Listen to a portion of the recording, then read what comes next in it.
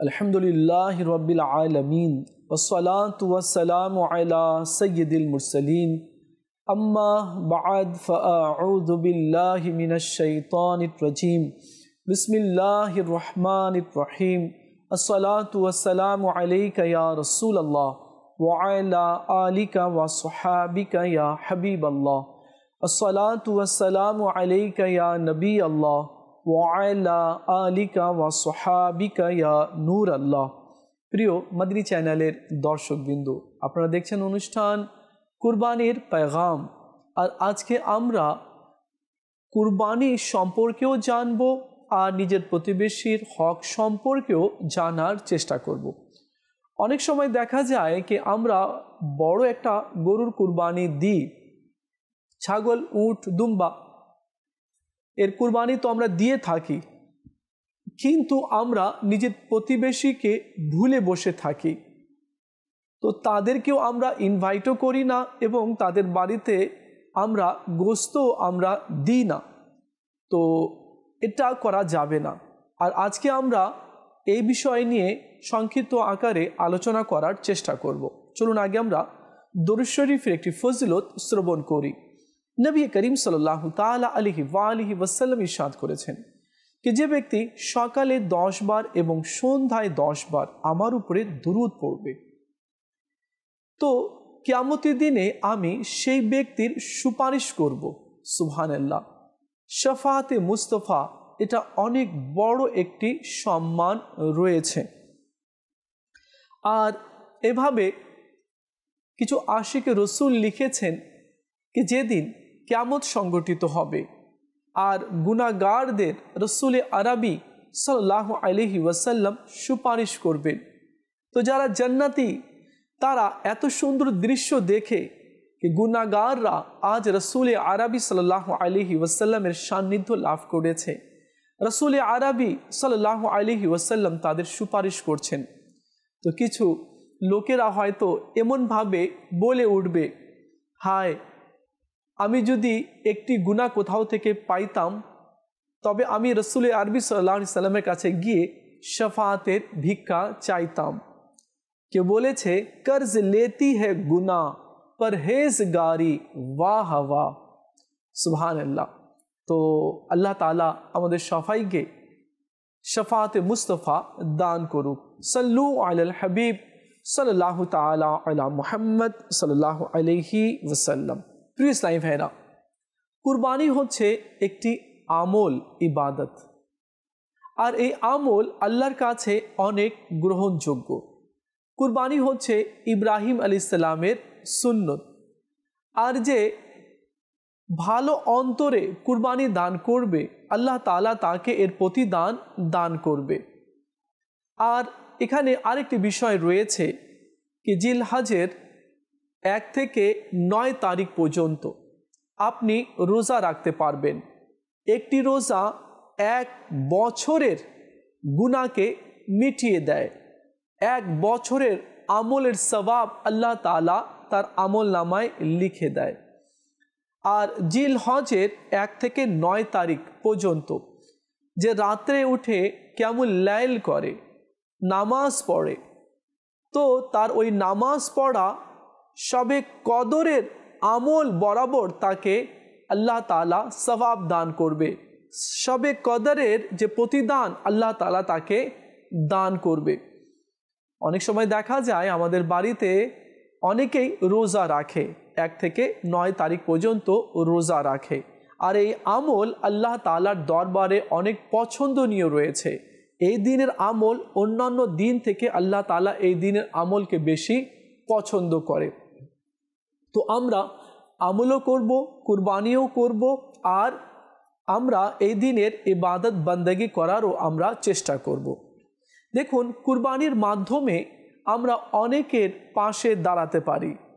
কুরবানির মানে শুধু এতটুকু নয় কি আমরা পশু জব করলাম। কুরবানির মানে হচ্ছে ত্যাগ স্বীকার করা, গুনাহ থেকে বেঁচে থাকা, নিজের খারাপ অভ্যাসকে নিজে থেকে দূরে সরিয়ে দেওয়া।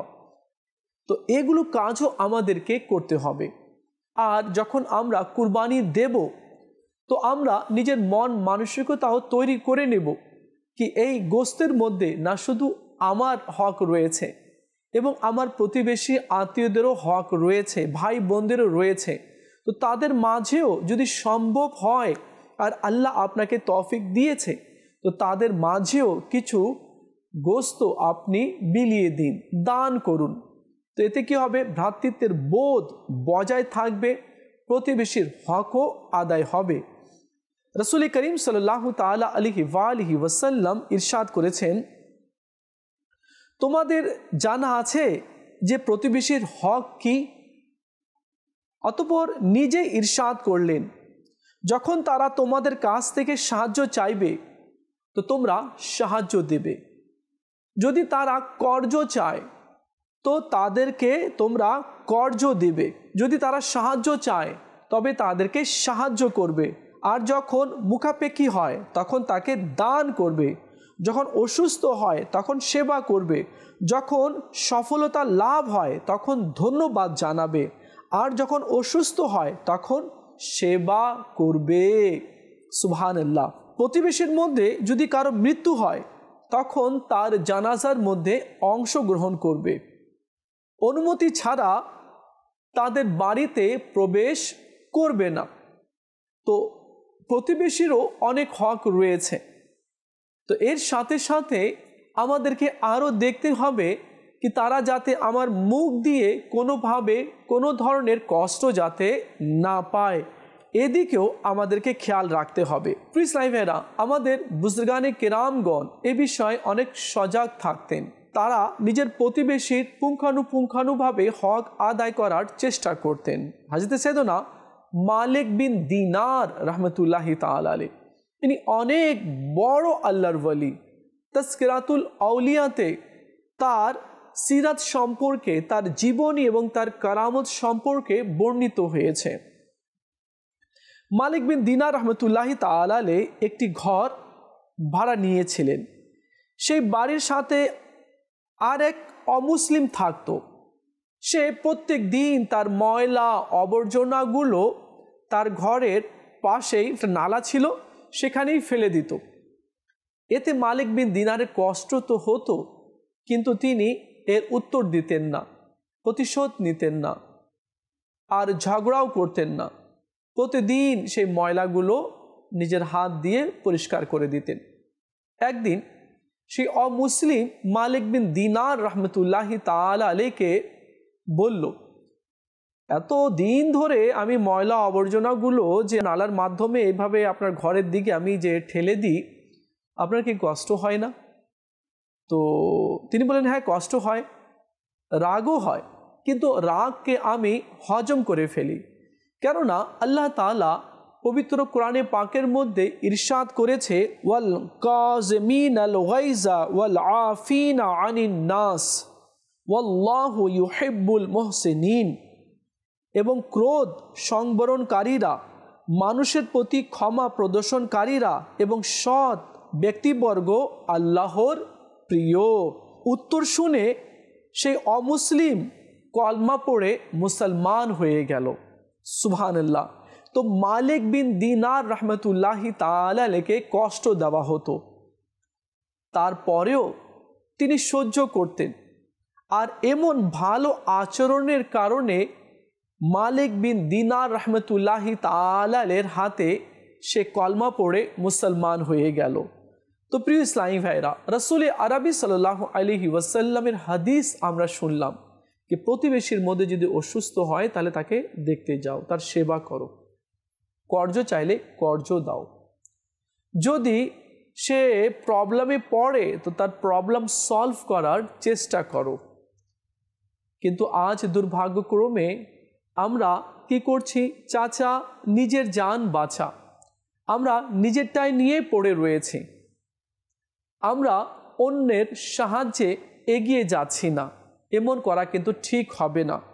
দুর্ভাগ্যক্রমে দেখা যায়, সবার ক্ষেত্রে এই কথাটি নয়, কিছু মানুষের জন্য রয়েছে যারা এমনটি করে থাকে। কুরবানি তো করলো, কিন্তু গেট লাগিয়ে দিল, কাউকে প্রবেশ করতে দিচ্ছে না, কাউকে আসতেও দিচ্ছে না। এদিকে আরও দেখা যায় কি মানুষকে অপমান করে ঘর থেকে তাড়িয়ে দেওয়া হয়। তো এমন করা ঠিক হবে না। কুরবানি দিচ্ছেন আল্লাহর জন্য না, তো আল্লাহর জন্য এখন আপনি যদি সম্ভব হয় তো কিছু গোশত গরিব মিসকিনদের মধ্যে বিলিয়ে দিন। সে অনেক আশা করে এসেছে আপনার বাড়িতে, যে অমুক বাড়িতে কুরবানি হয়েছে, যাই একটা টুকরা হলেও সে আমাকে দেবে। এই আশা নিয়ে এত দূর থেকে সে হেঁটে হেঁটে আপনার কাছে এসেছে। এক টুকরা গোশতের দাম 1000, 10,000, 20,000, 50,000 নয়, একটা মাত্র টুকরা রয়েছে। তো আপনি যদি একটা টুকরা দিয়ে তাকে সহযোগিতা করবেন আর তার মন যদি খুশি হয়ে যায়, তো আল্লাহ রাব্বুল আলামিন আপনাকে এর প্রতিদান দান করবে।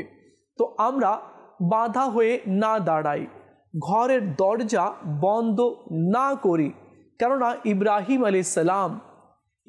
আলাইহিসসালাম মেহমান ছাড়া খাবারে খেতেন না। বর্ণনাকারী বলেছেন কি ইব্রাহিম আলাইহিসসালামের ঘরে 4টি দরজা থাকতো, আর প্রত্যেক দরজা তিনি খুলে রাখতেন আর অপেক্ষা করতেন কে আসছে, কোন মেহমান আসছে। আর যদি মেহমান না পেতেন তো 2 মাইল পর্যন্ত হেঁটে বেড়াতেন কি যদি কাউকে আমি পাই নিজের মেহমান আমি বানাবো। তো আম্বিয়া আলিমুসসালাতুসসালাম এমনটি করেছেন। আমার নবী সাল্লাল্লাহু আলাইহি ওয়াসাল্লাম মানুষদের খোঁজ নিয়েছেন, খবর নিয়েছেন, তাদের দাওয়াত কবুল করেছেন, তাদের বাড়িতে গিয়েছেন, তাদেরকে সাহায্য সহযোগিতা করেছেন। তো আমাদেরকেও এমনটি করতে হবে। আজ আমি কুরবানি দিচ্ছি আর সবাইকে বঞ্চিত করলাম, কাল হয়তো আমার তৌফিক নাও হতে পারে কুরবানি দেওয়ার। আমি যাদেরকে তাড়িয়ে দিয়েছি বা যাদেরকে লাইনে খাড়া করেছি, এমন যাতে না হয় কি সেই লাইনে একদিন আমিও দাঁড়াই। আল্লাহ মাফ করুক।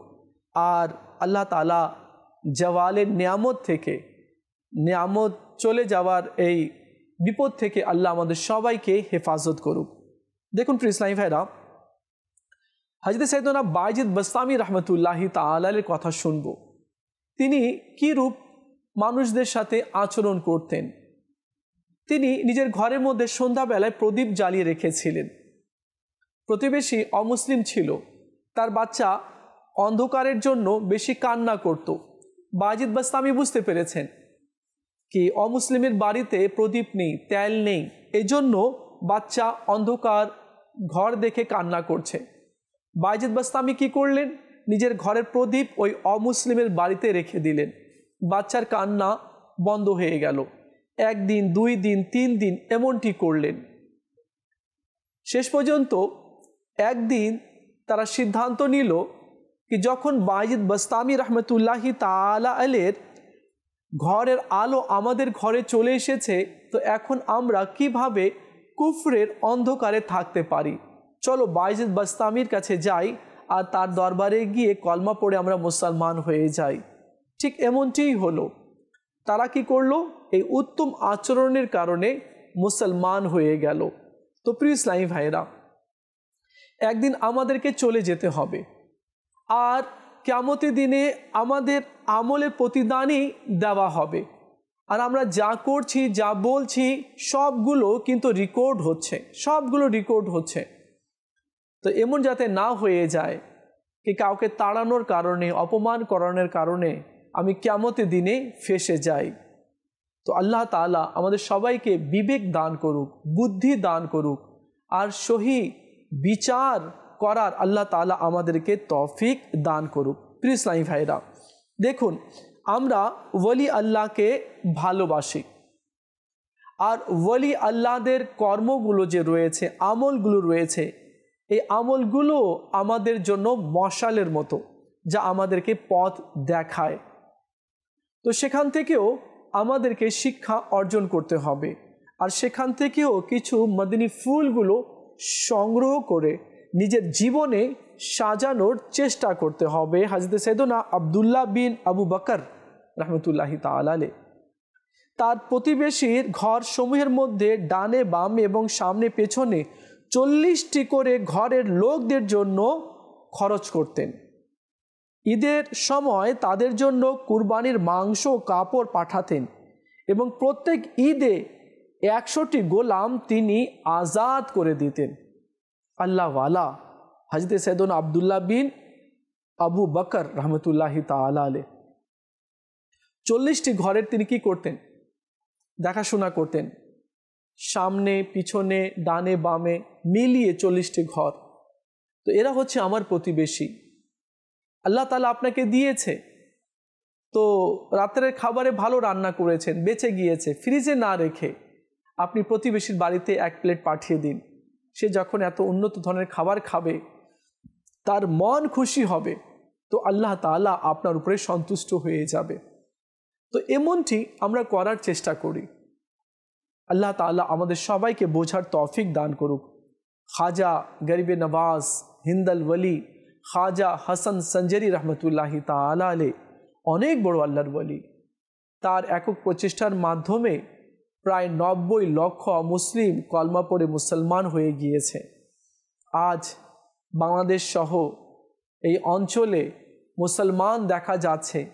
এগুলো খাজা আজমেরি সঞ্জারি রহমতুল্লাহি তাআলার একক প্রচেষ্টার মাধ্যমেই আজ ইসলামের বাগান সবুজ শ্যামল দেখা যাচ্ছে।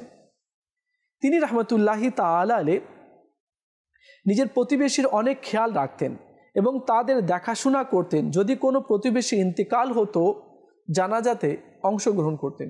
যখন সবাই চলে যেত, তো তিনি দাঁড়িয়ে থাকতেন কবরের পাশে আর তাদের জন্য, মুর্দাদের জন্য দোয়া করতেন। খাজা হাসান সঞ্জারি রহমতুল্লাহি তাআলা আলাইহি মৃত্যু পরিবারের বাড়িতেও যেতেন আর তাদেরকে ধৈর্য ধারণের শিক্ষা দিতেন। তো আজ আমি গণ্যমান্য হয়ে গিয়েছি, সাপোজ উদাহরণ দিচ্ছি, অনেক গণ্যমান্য হয়ে গিয়েছি, অনেক বড় হয়ে গেছি, লোক আমাকে সবাই চিনে। এখন অনেক সময় দেখা যায় যে আমরা ঘর থেকে বের হই না, মারা গিয়েছে জানাজাতেও যাই না, কেন? আমি গণ্যমান্য ফেমাস ব্যক্তি। না না না, ফেমাস ব্যক্তি গণ্যমান্য হলেই এমনটি করতে হবে তা না, এটা ভুল ডিসিশন। গণ্যমান্য যত হয়েছেন, যত সম্মান আল্লাহ তাআলা আপনাকে দিয়েছে, তত আপনাকে নত হতে হবে, বিনয় আপনাকে প্রকাশ করতে হবে, আপনাকে নিজের প্রতিবেশী আত্মীয় স্বজনের পাশে দাঁড়াতে হবে, জানাজাতে অংশগ্রহণ করতে হবে। প্রিয় ইসলামী ভাইরা, নবী করিম সাল্লাল্লাহু আলাইহি ওয়াসাল্লাম ইরশাদ করেন, অনেক প্রতিবেশী কিয়ামতের দিন তাদের প্রতিবেশীর আঁচল সমূহ ধরবে। অত্যাচারিত প্রতিবেশী আরজ করবে, হে আল্লাহ, এর কাছে জিজ্ঞাসা করো, সে আমার উপর তার দরজাসমূহ বন্ধ করে রেখেছিল এবং নিজের প্রয়োজনের চেয়ে বেশি বস্তু আমার কাছ থেকে বেঁধে রেখেছিল। কেউ যদি কারো হক আদায় না করে বা জুলুম করে, তবে প্রতিবেশী কিন্তু ছাড়বে না কিয়ামতের দিনে, আর অভিযোগ করবে, রাসূল করিম সাল্লাল্লাহু আলাইহি ওয়াসাল্লামের দরবারে অভিযোগ করবে। তো প্রিয় ইসলামী ভাইরা, আল্লাহ তাআলা আমাদের সবাইকে বোঝার তৌফিক দান করুক। কুরবানির মর্ম কি, কুরবানির শিক্ষা কি, আমাদেরকে বোঝার আল্লাহ তৌফিক দান করুক। কুরবানির শিক্ষা হচ্ছে ত্যাগ। কুরবানির শিক্ষা হচ্ছে নিজেকে আল্লাহর হুকুমের জন্য, বিধানের জন্য বিলিয়ে দেওয়া। কুরবানির শিক্ষা হচ্ছে বিনয় হওয়া। কুরবানির শিক্ষা হচ্ছে মানুষের পাশে দাঁড়ানো। কুরবানির শিক্ষা হচ্ছে নিজের নফসকে মেরে ফেলা। কুরবানির শিক্ষা হচ্ছে লৌকিকতা থেকে বেঁচে থাকা। কুরবানির শিক্ষা হচ্ছে অহংকার থেকে আর রিয়া থেকে বাঁচা। এই শিক্ষাগুলো আমাদেরকে অর্জন করতে হবে আর এই অনুযায়ী আমাদেরকে চলতে হবে। প্রিয় ইসলামী ভাইরা, দেখুন, যে ব্যক্তি এমনিভাবে চলবে, যে ব্যক্তি এভাবে আমল করে চলবে, তো আল্লাহ তাআলা তাকে উভয় জাহানের কল্যাণ, বরকত এবং রহমত তাকে আল্লাহ তাআলা দান করবে।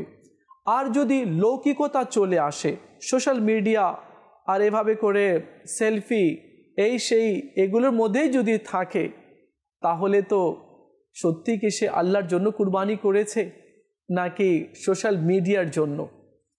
সেলফি ফোনগুলো, ভিডিওগুলো আপলোড করে লোকদেরকে দেখানোর জন্য না, এগুলো আমাদের কাজ নয়। আমাদের কাজ হচ্ছে কোরআন ও হাদিস অনুযায়ী চলা। কোরআন ও হাদিস কি বলছে সেটা শুনে ফলো করে তার উপরে আমল বাস্তবায়িত করা, এটাই হচ্ছে আমাদের কাজ। তো প্রিয় ইসলামী ভাইয়েরা, আমার নবী সাল্লাল্লাহু তাআলা আলাইহি ওয়াসাল্লাম কুরবানি দিয়েছেন, আর ওই গোস্তগুলো নিজের প্রতিবেশী আত্মীয় স্বজনের মধ্যেও বন্টন করেছেন। কুরবানি হচ্ছে ইব্রাহিম আলাইহিস সালামের সুন্নত, আর যে ব্যক্তি নিষ্ঠার সাথে কুরবানি দেবে আল্লাহ তাআলা তার গুনাহগুলোকে ক্ষমা করে দিবে। আর আমরা নিয়ত করি कि যখন আমরা কুরবানি দিব তো যেখানে কুরবানি হচ্ছে সেখানে আমরা উপস্থিত থাকার চেষ্টা করব, কারণ রক্ত মাটিতে পড়ার পূর্বেই আল্লাহ তাআলা কুরবানি দাতার গুনাহকে ক্ষমা করে দেয়। আল্লাহ তাআলা আমাদের সবাইকে বোঝার তৌফিক দান করুক। কৃষ্ণাই ফেরা আর মদিনী চ্যানেলের দর্শকবৃন্দ, আপনারা দেখছেন অনুষ্ঠান কুরবানির পয়গাম। আর আজকে আমরা কুরবানির সম্পর্কে এবং কুরবানি আমরা করব তার গোস্তগুলো প্রতিবেশীর মধ্যে বিলিয়ে দিব আর প্রতিবেশীর কি হক রয়েছে এই সম্পর্কে আমরা সংক্ষিপ্ত আকারে জানার চেষ্টা করেছি। আল্লাহ আমাদের সবাইকে সে অনুযায়ী আমল করার তৌফিক দান করুক। দেখা হবে আগামী পর্বে, আর একটি বিষয় নিয়ে আলোচনা করব। ততক্ষণ ভালো থাকবেন আর মদিনী চ্যানেলের সঙ্গেই থাকবেন। সাল্লু আলাল হাবিব সাল্লাল্লাহু তাআলা আলা মুহাম্মদ সাল্লাল্লাহু আলাইহি ওয়াসাল্লাম।